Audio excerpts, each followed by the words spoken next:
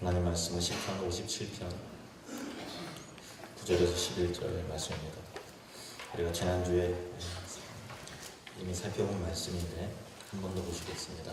시편 57편 9절에서 11절 말씀입니다.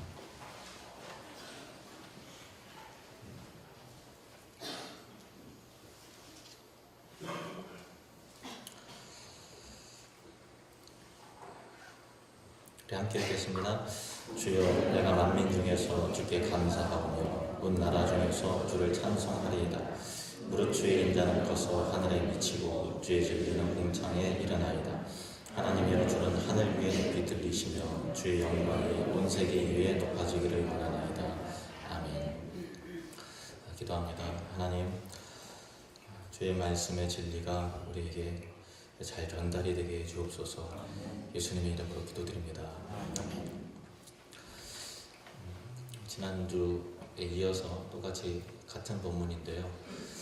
사실 전하고 싶은 메시지가 있는데 지난주에는 시간 관계상 다 전하지 못했어요. 그래서 오늘 이 말씀을 통해서 다시 이 말씀을 살펴보도록 하겠습니다. 요즘에 그 T를 공부를 하잖아요. 제가 맡은 바는 구약개론인데 요즘에 욥기를 같이 성도님들과 함께 공부하고 있어요. 근데 욥기를 공부하면서 우리 성도님들이 몰랐던 사실들을 알게 되는데 욥기가 생각보다 더 깊이 있더라라고 하는 그런 부분이거든요. 아시다시피 욥은 하루아침에 엄청난 고난을 겪잖아요. 재물이 갑자기 다 사라지고 10 자녀들이 일시에 다 죽어버리고 또 두 번째 사탄의 시험 가운데 온몸에 종기 욕창이 막 나서 지하장으로 긁고 사랑하는 아내가 자기를 저주하며 욕하고 하나님을 차라리 저주하고 죽으라 그렇게 가장 도와야 될 사람이 돕지 못하는 그런 괴로운 가운데서 욥의 고난이 시작이 되는데 문제는 욥기 1, 2장까지는 굉장히 이렇게 재미있는데 흥미진진한데 3장부터는 욥의 어떤 탄식과 또 욥의 새 친구들의 어떤 논쟁이 이어지면서 아주 재미없는 긴 장이 시작이 됩니다. 그래서 다 알쏭달쏭한 말들로 인해서 논쟁이 가득하고 도대체 무슨 이야기인지 설명해주는 사람이 없으면 잘 이해하기 힘든 그런 부분들이 계속 되다가 맨 마지막에 하나님이 짠 하고 나타나셔서 교통정리 딱 해주시고 또 욥에게 다시 회복시켜 주시면서 갑절의 복을 허락해 주신다라고 하는 그런 내용이에요. 깨닫게 되는 것은 고난 가운데 욥이 인간에 대해서, 죄에 대하여, 구원에 대하여, 하나님을 아는 지식에 대하여 굉장히 더 깊어지고 또 풍성해지더라는 것이죠. 그래서 맨 마지막에 이전에 알지 못했던 하나님의 그 영광의 부유함을 깨닫게 되는 그런 것이죠. 고난이라고 하는 것은 단지 믿음의 연단뿐만 아니라 고난을 통해서 인간이란 존재가 얼마나 연약하고 우리 현실 속에서 우리가 당면한 어떤 그 한계점을 인식을 하면서 죄에 대하여, 세상에 대하여, 그리고 진정한 구원자가 필요하고 예수 그리스도가 필요하다는 것을 깊이 자각하면서 고난이 가져다주는 이익은 하나님에 대해서 풍성한 진리가 더 깨달아지더라라고 하는 그런 내용입니다. 다윗이 시편 가운데서 시편 150편 가운데서 거의 절반 가까이가 다윗이 기록을 했죠. 하나님을 노래하고 예배하고 또 기도하는 그런 내용이에요. 그리고 그 시편 가운데 상당수가 고난 가운데 쓰여졌다는 것을 여러분 잘 아실 것입니다. 사울에게 쫓기면서 처음에 블레셋 땅으로 망명을 했을 때 좀 거두어줄 줄 알고서 그랬는데 거기서 오히려 더 다급한 상황이 생기자 입술에 침을 흘리고 미친 척을 하면서 그렇게 간신히 또 목숨을 부지하고 광야로 피해 숨어 들어가게 되죠. 사울은 계속해서 자기를 추격하고 또 추격하는 것 가운데서 불 속에 숨어 들어가서 새가 바들바들 떨듯이 그런 생존 세계 속에서 하나님께 부르짖으면서 하나님 나 좀 살려달라고, 나를 구원해달라고 기도하다가 결국은 그 고난 가운데서 더 풍성한 하나님을 아는 지식과 그 영광의 모습을 다윗이 보게 된다는 것이죠. 대표적으로 시편 57편이 그러한 내용입니다. 고난 가운데 부르짖는 기도를 통해서 하나님을 아는 지식과 그 영광이 얼마나 더 순수해지고 거룩한 그런 열망으로 다시 거듭나는가라고 하는 그런 내용들이 시편 57편에 잘 나와 있습니다. 9절에서 11절 말씀을 우리 다시 한번 읽어보도록 하겠습니다. 함께 읽겠습니다. 주여, 내가 만민 중에서 주께 감사하오며 온 나라 중에서 주를 찬송하리이다. 무릇 주의 인자는 커서 하늘에 미치고 주의 진리는 궁창에 일어나이다. 하나님이여, 주는 하늘 위에 높이 들리시며 주의 영광이 온 세계 위에 높아지기를 원하나이다. 아멘. 이 구절만 보면 어떻게 보면 다윗이 가장 영광스러울 때 하나님께 기도한 꿈꾼 내용인 것 같지만 사실은 가장 어두울 때 가장 영광스러운 빛을 보는 것이고 가장 낮은 자리에 처했을 때 가장 높고 높으신 하나님의 영광에 사로잡혔다라는 것을 우리가 기억해야 될 것입니다. 특별히 우리 10절 말씀을 다시 한번 볼까요? 10절 말씀 같이 읽겠습니다. 시작. 무릇 주의 인자는 커서 하늘에 미치고 주의 진리는 궁창에 일어나이다. 아멘. 다윗이 바라보는 내용 가운데서 주님의 인자와 주님의 진리가 하늘과 그 궁창 우주 공간에 가득하고 충만해지기를 소원하는 그 강렬한 열망에 사로잡혔다라는 것이죠. 인자라고 하는 단어는 원어에 보면 헤세드라는 단어예요. 이 단어는 사랑이라고도 번역이 되기도 하고 또 대다수가 은혜라고 번역이 되기도 하고 인자, 자비, 인애 이렇게 표현이 되는 은총 그런 단어입니다. 진리라고 하는 단어는 에메트라고 하는 단어예요. 따라해볼까? 에메트, 헤세드. 헤세드는 아까 말했다시피 은혜와 관련된 단어이고 에메트라고 하는 단어는 진리와 관련된 단어. 진리는 그대로 진리입니다. 진실입니다. 의로운 겁니다. 진실한 겁니다. 영원한 겁니다. 변하지 않는 겁니다. 또 정직한 겁니다. 냉철한 겁니다. 그런 단어로 번역이 될 수 있는 거예요. 그래서 은혜라고 하는 것은 죄와 관련돼서 살펴볼 것 같으면 은혜라는 것은 죄를 용서하는 것이고 품어 안는 것입니다. 그럼에도 불구하고 진리라고 하는 것은 죄를 용납하지 않는 거예요. 죄에 관련 진리가 죄를 용납하지 않는 그것이 아니라 은혜의 속성 가운데 죄의 기준할 때 그렇게 표현이 된다는 것이죠. 은혜는 죄를 용서하는 것이고 진리는 죄를 밀어내는 것입니다. 이 두 가지 상반된 속성이 한 인격 간의 풍성이 있다라는 것은 참 어려운 부분입니다. 근데 여러분 한번 살펴보세요. 여러분은 은혜에 속한 사람에 더 가깝습니까? 아니면 진리에 속한 사람에 더 가까우세요? 다른 사람의 평가가 어때요? 여러분은 좀 냉철한 편이십니까? 아니면 너그럽고 인자하고 괜찮아 이렇게 하시는 부분이에요? 아니면 이건 아니지 이렇게 하시는 성향이 강합니까? 어떤 분이세요? 옆 사람한테 물어보세요. 은혜입니까? 진리입니까? 뭔 것 같으세요? 진리 쪽에 가까우세요? 아니면 은혜 쪽에 가까우세요? 이경훈 집사님은 은혜 쪽인 것 같아요? 진리 쪽인 것 같아요? 이것도 저것도 아니에요. 대부분 은혜롭지도 못하고 진리도 아니고 대부분 그래요.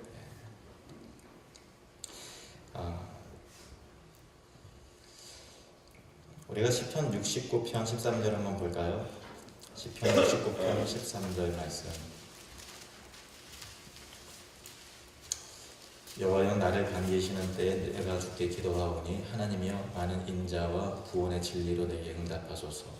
이 인자라고 하는 건 헤세드고 진리라고 하는 것은 에메트예요. 구원과 관련된 단어라는 것을 우리가 알 수 있죠. 많은 인자와 구원의 진리로 내게 응답하소서. 뭐를 의미하는 걸까요? 시편 85편 9절에서 11절 말씀 보시겠습니다. 시편 85편 9절에서 11절 같이 읽겠습니다. 시작. 진실로 그의 구원이 그를 경외하는 자에게 가까우니 영광이 우리 땅에 머무리리다. 인애와 진리가 같이 만나고 의와 화평이 서로 입맞추었으며 진리는 땅에서 솟아나고 의는 하늘에서 그거보도다. 구원이라는 것은 뭐냐면 그를 경외하는 자에게 가까워지는 것인데 하나님의 영광이 하늘에 있는 영광이 이 땅에 임하는 것이 구원이라는 거예요. 그리고 인애라고 하는 것은 이게 헤세드입니다. 같은 동일한 원어로는 똑같아요. 인자, 은혜, 자비, 사랑 그런 거예요. 인애와 진리, 에메트입니다. 인애와 진리 서로 상반된 진리가 그 개념이 같이 만나는 거예요. 같이 공존해서 충만해지는 것이 의와 화평이 서로 입맞춤. 서로 다른 것 같은 양극의 상황, 만날 수 없을 것 같은 죄를 용서하고 죄를 심판하는 그 은혜와 진리가 서로 만나는 거예요. 그것이 구원이라고 하는 것입니다. 진리는 땅에서 솟아나고 의는 하늘에서 돋아오르다. 그리고 그런 모든 것이 이루어질 때 하나님의 영광이 이 땅에 임한다라고 하는 구원이란 그런 것입니다. 뭘 의미하는 것일까요? 5세기의 위대한 교부 어거스틴은 교부라는 얘기는 위대한 신학자라는 의미입니다. 어거스틴이 이렇게 신약과 구약에 대해서 이렇게 정의했습니다. 신약은 구약 안에 숨겨져 있고 구약은 신약을 통해 드러난다. 다시 한번요. 같이 한번 따라해 볼까요? 신약은 구약 안에 숨겨져 있고 구약은 신약을 통해 드러난다. 다시 한번요. 신약은 구약 안에 숨겨져 있고 구약은 신약을 통해 드러난다. 구약에 알쏭달쏭한 부분들이 신약을 통해서 명확하게 드러나고 신약을 통해 정의된 내용들이 구약을 통해서 풍성하게 나타나게 된다. 그런 내용이죠. 은혜와 진리 무엇일까요? 요한복음 1장 14절 말씀을 보시겠습니다. 요한복음 1장 14절 함께 읽겠습니다. 시작. 말씀이 육신이 되어 우리 가운데 거하시니 우리가 그의 영광을 보니 아버지의 독생자의 영광이 은혜와 진리가 충만하더라. 아멘. 율법은 시작. 율법은 모세로 말미암아 주어진 것이요 은혜와 진리는 예수 그리스도로 말미암아 온 것이라. 아멘. 결국 예수 그리스도에 대한 내용인 것입니다. 하나님의 영광이 이 땅에 머무는 것, 하늘과 땅이 만나는 것입니다. 은혜와 진리가 충만하게 일어나는 거예요. 그것이 예수 그리스도의 그 하나님 아버지의 독생자의 영광이고 은혜와 진리가 충만하더라. 이것이 뭐라고요? 구원이. 이것이 예수 그리스도의 인격 안에 드러난 하나님께서 계시해 주신 그런 내용이라는 것입니다. 로마서 5장 8절 말씀을 보십시오. 로마서 5장 8절 시작. 우리가 아직 죄인 되었을 때 그리스도께서 우리를 위하여 죽으심으로 하나님께서 우리에 대한 자기의 사랑을 확증하셨느니라. 하나님께서 어떻게 그 사랑을, 그 은혜를, 헤세드를 우리에게 보여주셨습니까? 진리를 통해서. 예수 그리스도께서 우리의 죄를 대신하여 하나님 앞에 심판을 받으심을 통해서 죄인인 우리를 용납하시고 헤세드가 임하는 것이고, 그리고 십자가를 지시는 하나님의 공의와 의의 실현이 십자가를 통해서 드러나게 되는 것, 에메트가 실현이 되는 것입니다.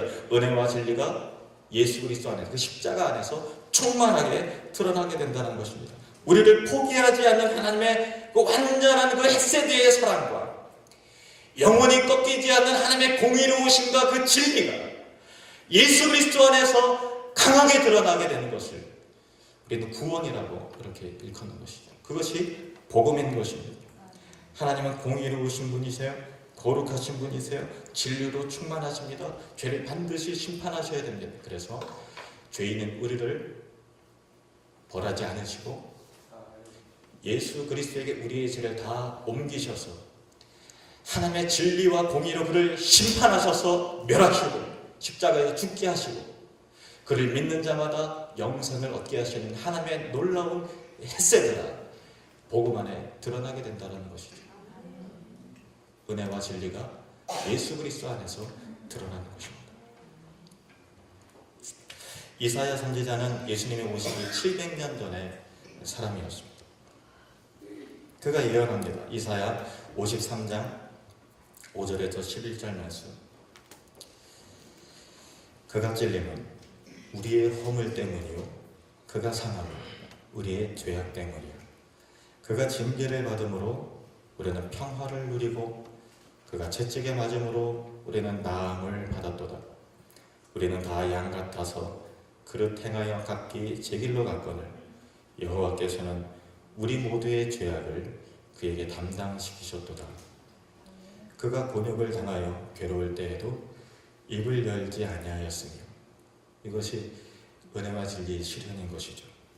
마치 도수장으로 끌려가는 어린 양과 털 깎는 자 앞에 잠잠한 양같이 그의 입을 열지 아니하였도다. 그는 곤욕과 신문을 당하고 끌려갔으나 그 세대 중에 누가 생각하기를 그가 살아있는 자들의 땅에서 끊어지면 마땅히 형벌받을 내 백성의 허물 때문이라 하였으리요. 그는 강포를 행하지 아니하였고 그의 입에 거짓이 없었으나 그의 무덤이 악인들과 함께 있었으며 그가 죽은 후에 부자와 함께 있었도다. 죄인 취급받아서 그렇게 죽었다는 것이죠. 죄인은 아닌데 누가 계획한 일이고 누가 이루시길 원하시는 일이신가.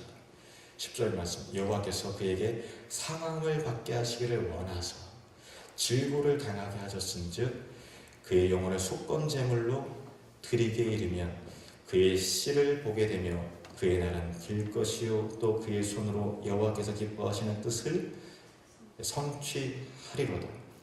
그가 자기 영혼에 수고한 것을 보고 만족하게 여길 것이라.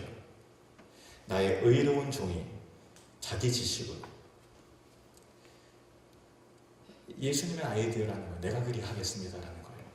자기 지식으로 많은 사람을, 죄인들은 우리를 의롭게 하며 또 그들의 죄악을 친히 담당함을 통하여 은혜와 진리가 이루어짐을 통하여 구원을 이루시게 된다라고 하는 그런 언약의 내용인 것이죠. 다윗은 예수님이 오시기 1000년 전의 사람이에요. 이사야 선지자보다 300년 앞선 사람입니다. 다윗은 사울에 쫓겨가면서 현실 세계에서 몸부림치는 거예요. 그렇게 고상한 기도를 한 게 아니야. 살려달라고 그러는 거예요. 다급해서 내가 죽게 됐으니까 하나님 나를 돌아봐 주세요 하고서 높으신 하나님께 부르짖으면서 기도합니다.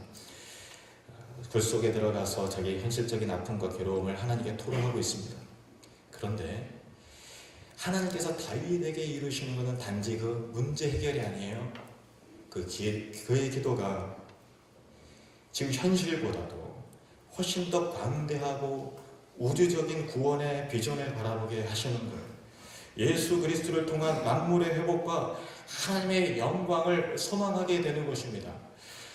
신자는 내 현실 때문에 이 부분을 해결하려고 엎드리지만 성령께서 그의 마음 가운데 순전하고 거룩한 열망이 일어나도록 하게 하시는 것입니다. 예수 그리스도의 영광을 바라보게 하시고 하나님 나라를 꿈꾸게 하시는 것입니다. 우리에게 필요한 것은 단지 그 문제 해결이 아니라 하나님의 영광을 바라보는 그 열정의 사람이 되는 것입니다. 그것이 하나님 앞에서 고난받은 신자들 통해서 이루어내시는 하나님의 열심인 것입니다. 고난이 있을 때 우리는 기도하죠. 그런데 여러분, 고난 가운데 부르짖는 기도할 때 말씀을 집중적으로 읽으시길 바랍니다. 말씀을 읽으면 고난 이전에 읽었던 그 말씀과 다르게 깨닫는 거예요. 보이지 않았던 게 보여지게 되고 그냥 내 뒤에 흘러가는 것이 내 심장에 새겨지고 영혼에 새겨져서 이 말씀으로 인해서 살게 되는 놀라운 역사가 나타나게 되는 거예요. 고난 가운데 말씀의 사람이 되십시오. 기도의 사람이 되시길 바랍니다. 여러분의 영안이 눈이 뜨여져서 믿음의 눈으로 바라보게 되는 놀라운 역사가 일어날지어다. 그런 은혜가 저와 여러분에게 일어나기를 축원합니다. 다윗이 절망 속에서 하나님 앞에 애원을 합니다. 우리도 현실 속에서 고뇌합니다. 쫓기는 삶 속에서 재정적인 압박과 긴장감, 많은 일들로 인한 스트레스와 우울증에 시달리죠. 심리적인 불안감이 있습니다. 우리가 원하든 원치 않든 세상은 거칠게 돌아가고 우리를 내몹니다. 못살게 굽니다. 우리는 앞뒤가 다 막혀있는 그런 상황 같습니다. 다윗처럼 하나님을 부르짖을 수밖에 없는 현실이 우리에게 오게 됩니다. 하나님께서 다윗의 눈을 들어서 충만한 그리스도의 영광을 보게 했듯이 우리의 눈을 들어서 예수 그리스도를 보게 되기를 축원합니다. 죄로 얼룩진 이 세상 속에서, 죄로 더럽혀진 자아 속에서 온갖 시기와 미움과 분노와 술수와 경쟁과 싸움과 죽음이 가득한 우리의 현실 세계 속에서 누가 진정한 소망인가라고 할 때 우리 안에서 예수 그리스도가 정답입니다. 예수 그리스도가 우리의 소망입니다라고 선포하는 믿음의 사람이 되기를 바랍니다. 예수 그리스도이십니다. 은혜와 진리가 충만한 예수 그리스도를 바라보는 것이 우리의 유일한 소망이며 고난 가운데 우리를 이끄시는 하나님의 진심과 계획이 여러분 안에 순결한 믿음을 회복시켜 나가고 순결하게 예수 그리스도를 소망하는 하나님 나라를 대망하는 진정한 크리스천으로서 다시 회복되시는 그런 은혜가 저와 여러분에게 일어나기를 축원합니다.